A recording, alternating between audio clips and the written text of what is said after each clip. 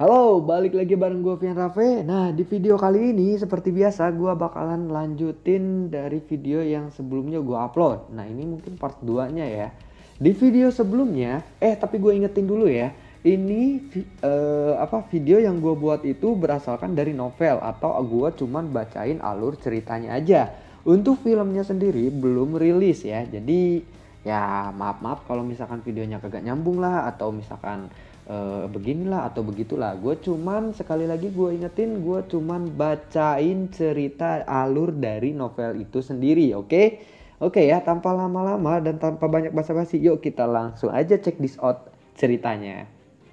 Di episode sebelumnya, Yun Leng yang marah dan memukul meja batu di depannya, saat hatinya resah tentang bagaimana cara menyelamatkan situasinya saat ini, tatapan Yun Leng tiba-tiba berhenti pada tubuh putih berwajah Geye.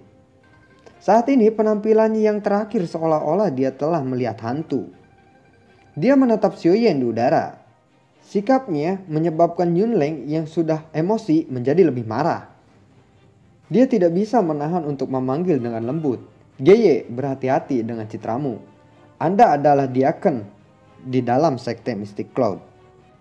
Mendengar ucapan Yun Leng, tubuh Geye gemetar sekali. Akhirnya dia sembuh. Dia menoleh, mengarahkan tangannya yang gemetar ke arah Xiaoyan di udara, dengan mulut yang menggigil. Dengan keadaan ketakutan, lalu dia berkata, "Penetua pertama, dia adalah orang yang misterius yang membunuh Mu Cheng." Kata-kata yang dikeluarkan Geye ini seperti ledakan besar yang mengejutkan langit. Sontak, orang-orang pun kaget. Ekspresi semua tetua di Mystic Cloud di pelapon batu berubah drastis dalam sekejap. Mendengar hal itu, Xiaoyan dengan acuh tak acuh, dia memalingkan pandangannya pada Nalayan Ran. Dia melihat kesedihan dan penyesalan yang sangat dalam dari mata Nalayan Ran. Sekarang, setelah perjanjian 3 tahun itu berakhir, terlihat tubuh dan bahkan jiwanya pada saat ini seolah memikul beban yang berat hingga tubuhnya kesulitan untuk bernapas. Dia berkata, "Akhirnya ini berakhir." Dengan desahan lembut, sepasang sayap di depan mengepak. Saat dia hendak mendarat di tanah, bayangan putih tiba-tiba melayang dari dada Nalayan Ran. Bayangan itu mengikuti arah angin, melayang menuju Xiaoyan. Setelah meraih bayangan putih dengan tangannya, mata Xiaoyan melirik dan tubuhnya tiba-tiba menegang. Bayangan putih itu hanyalah kertas yang terlipat sangat rapi. Namun, karena kertas itu telah dilipat berkali-kali, hingga menyebabkan beberapa lubang kecil pada kertas itu. Kertas putih ini adalah sesuatu yang sangat akrab dengan Xiaoyan. Saat itu di aula rumah Xiaoyan, seorang pemuda telah mengeluarkan kertas ini. Ya, kertas itu adalah kertas si Nalayan Ran yang waktu membatalkan pertunangan atau surat cerainya ya. Jadi si Nalayan Ran ini masih nyimpen dong sampai 3 tahun lamanya dia masih nyimpen dengan rapi gitu sampai dibuka, dilipat lagi, dibuka, dilipat lagi suratnya tuh sebenarnya gitu. Mungkin begitu ya. Xiaoyan menatap surat cerai ini cukup lama. Lalu dia menggelengkan kepalanya. Dia melirik Nalayan Ran yang hampir jatuh menabrak tanah. Jadi mungkin ini adegannya ketika si Nalayan Ran itu jatuh dari langit. Terus sebelum dia jatuh ke tanah, Xiaoyan itu ngejar Nalayan Ran. Dan ketika dia ngejar Nalayan Ran, keluar surat cerainya itu ya dari dada Nalayan Ran. Otomatis kan terbang nih kertasnya, terus nyamperin Xiaoyan dan Xiaoyan lihat mungkin adegannya akan seperti itu ya. Lalu muncullah aura hijau yang menghampiri Nalayan Ran dan membawanya. Di sini mungkin dijelaskan si Nalayan Ran sebelum jatuh ke tanah tuh tiba-tiba ada kekuatan hijau yang datang nyamperin Nalayan Ran dan menopang dia ya gitu, kayak turun. Dan adegan Xiaoyan-nya itu turun secara perlahan ke tanah sambil nyamperin si Nalayan Ran. Mungkin seperti itu ya, karena gue baca novelnya tuh agak berbelit-belit soalnya, agak puyeng. Jadi gue detailin secara simpelnya aja gitu. Nalayan Ran menopang dadanya dengan kedua tangannya saat dia mengeluarkan batuk hebat. Darah segar mengalir keluar dari sudut mulutnya. Dia lalu tersungkur dengan keadaan tangan memegang tanah untuk menopang badannya.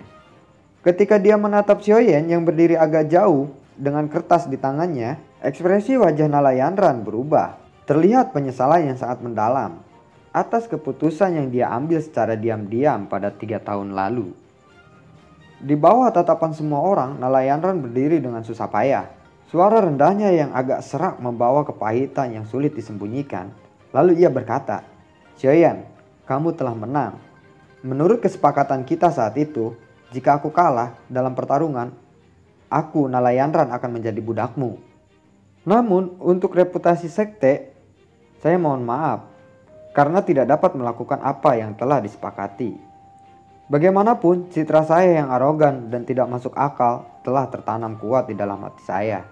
Di sini Nalayanran menyadari ya kesalahan dia gitu ya. Ya mungkin terlihat penyesalan gitu ya. Ya ampun, dia menyesal gitu ya. Ya kenapa gue peduli banget sama Nalayanran anjir? Apa karena dia mirip Tifa ya? Just kidding. Itu cuman buat relaksasi gue aja. Dia pun berkata, "Metode yang saya gunakan pada saat itu memang tidak pantas. Karena itu, tolong bantu saya menyampaikan permintaan maaf saya kepada Paman Sio di masa depan." No, Nalayanran udah minta maaf ya. Dia udah apa gitu ya. Lah kok gue malah peduli sama Nalayanran anjir. Apa karena gue ngefans sama Nalayanran? Buat semua ya penonton ya, gue ucapin juga ya, mohon maaf ya kalau yang gak suka-suka sama Nalayanran yang dengan sifatnya yang arogan. Ya mohon maaf ya. Kok gue peduli anjir sama Nalayanran. Parah banget. Setelah dia mengucapkan itu, Nalayanran lalu mentarik pedangnya. Dia mencoba untuk membunuh dirinya sendiri. Semua tetua di Mystic Cloud melihat adegan Nalayanran yang akan membunuh dirinya sendiri. Mereka ingin menyelamatkan tapi keburu sama Xiaoyan yang langsung megang pedangnya gitu, dan dia diselamatin sama Xiaoyan. Pokoknya gitulah. Jadi di novelnya tuh puyang gua bacanya. Nggak ada yang jelas anjir novelnya itu. Kadang ada yang ngaco-ngaconya ya. Pokoknya intinya seperti itu. Jadi semua tetua tuh mau nyelamatin Nalayanran, cuman karena posisinya jauh jadi lebih dekat Xiaoyan yang nolong Nalayanran biar dia nggak bunuh diri gitu. Dia yang mencegah perbuatan Nalayanran untuk mengakhiri hidupnya. Gitu aja ya. Itu simpel ya. Jangan komplain ya, oke? Gue yang bacain ceritanya, oke? Supaya lebih mudah dimengerti sama kalian, oke? Nalayanran lalu menatap Xiaoyan. Dengan mata yang tenang, Xiaoyan acuh tak acuh. Xiaoyan lalu berkata, "Aku tidak terlalu tertarik untuk menganggapmu sebagai budak. Oleh karena itu, Anda tidak perlu melakukan hal-hal seperti itu untuk menjaga reputasi Mystic Cloud." Xiaoyan yang melirik Nalayanran yang telah menggigit bibirnya dan tidak bisa menahan perasaan yang tidak berdaya muncul di hatinya. Mungkin sambil kagum gitu ya. Gue menyesal anjir, kagum nih cowok anjir udah tampan, baik hati, dan wow tidak sombong gitu ya. Mungkin dengan perasaan yang seperti itu yang meluap-luap mungkinnya jadi kagum sama Xiaoyan. Bagaimana tidak, Nalayanran adalah pemimpin sekte junior. Sesepuh Mystic Cloud pasti tidak akan mengizinkan melakukan hal yang seperti itu. Otomatis sesepuhnya itu nggak mungkin ngizinin Nalayanran untuk menjadi budak gitu. Selain itu, jika Nalayanran benar-benar bunuh diri di tempat ini, kemungkinan sekte Mystic Cloud akan segera menjadi marah. Hubungan antara mereka akan benar-benar menjadi musuh.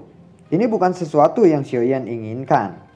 Xiaoyan lalu berkata, "Perjanjian 3 tahun sudah berakhir. Di masa depan, kita tidak lagi memiliki ikatan satu sama lain.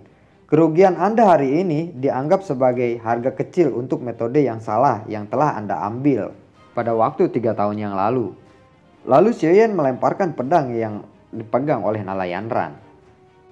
Anda harusnya tahu juga bahwa perjanjian kertas semacam ini tidak memiliki kekuatan yang besar untuk mengikat. Maksudnya ini kayak surat biasa, perjanjian kertas begini nggak semestinya kayak begini gitu loh. Nggak semestinya harus sampai segininya gitu. Kalau lu mau batalin aja, nggak usah ngomong misalkan gini perjanjian kayak gitu. Jadi begitulah, secara tidak langsung Xiaoyan menyadarkan Nalayanran bahwa keputusannya tuh 3 tahun lalu berlebihan gitu.